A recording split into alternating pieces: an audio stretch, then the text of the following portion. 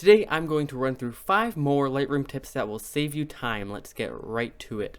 Hello, I'm Noah from Anything Cameras, the channel that focuses on helping you improve your filming and photography.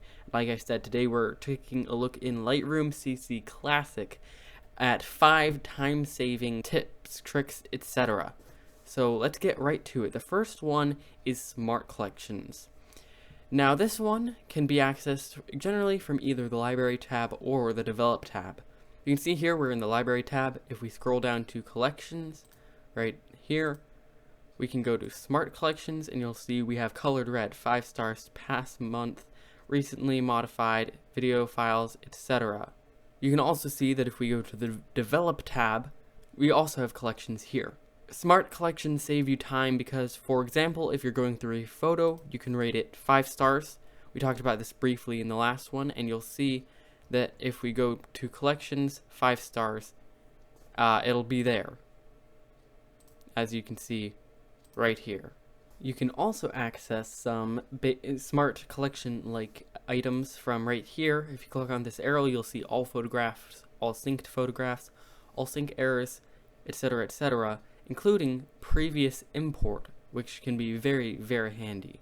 Our next tip is black and white treatment. There are a couple of ways to do this. One that I particularly like to get a very accurate black and white photo is simply take down the vibrance, take down the saturation, and there you go, your photo's black and white. The other option though, if you would like a little more control over this, is you can go up here, go to treatment, black and white, and you'll have a little bit, like I said, a little bit more control. Let's just go here and reset the vibrance and reset the saturation. Go to black and white, and you'll see that we no longer have the option for vibrance and saturation, but also down here where we would normally have hue, saturation, and luminance, we have black and white mix. So if I want the greens to be darker, I can darken them like that. If I want the blues to be lighter, I could lighten them like that. And there's also an auto button, which saves a lot of time also. Our next tip also has a lot to do with color, and that is white balance. Generally, you might look at white balance by adjusting the temperature slider and then the tint to something to be whatever you want. However, there's this white balance dropper here, and if you click on that and you click on a target color that is supposed to be neutral, such as this black pole right here that the bird is sitting on, we can select that and it will automatically make that neutral instead of tinted either blue and yellow or green or magenta. It saves a lot of time and makes the white balance very accurate, and this way you don't have to worry about your monitor being calibrated correctly because your white balance will always be correct. Before I continue on with the next few tips, however, I would like to ask you to subscribe and ring that bell so that you can see great content like this in the future and get lots of helpful tips. The next quick tip is how to get a photo into Photoshop. So normally you might open up Photoshop, wait for it to load because Photoshop takes forever.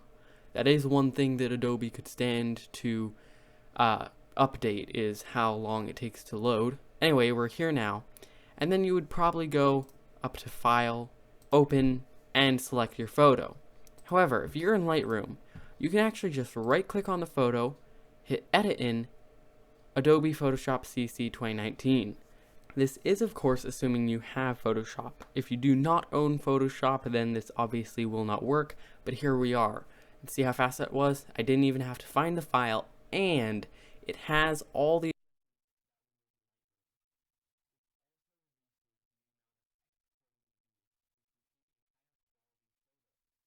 Our final tip is lens corrections. Now you might already know about these, but if you're just getting into Photoshop, you might not. This is a very easy and simple way to get rid of vignetting and any warping. You can see here that the corners are very dark. However, if we enable profile corrections, assuming your lens has electric contact, it will automatically brighten those corners depending on how much the lens will normally vignette something. So you can see that with just that click, it detected the lens that was used and fixed the profile accordingly. So the corners are brighter the photo is a little less warped, and it looks much better. Well, those are all the time-saving hacks I have for today.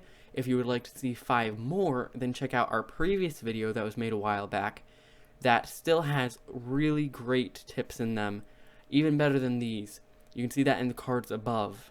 Please comment any time-saving hacks that you know in Lightroom so that I can make a third part to this video later on. Thanks for watching.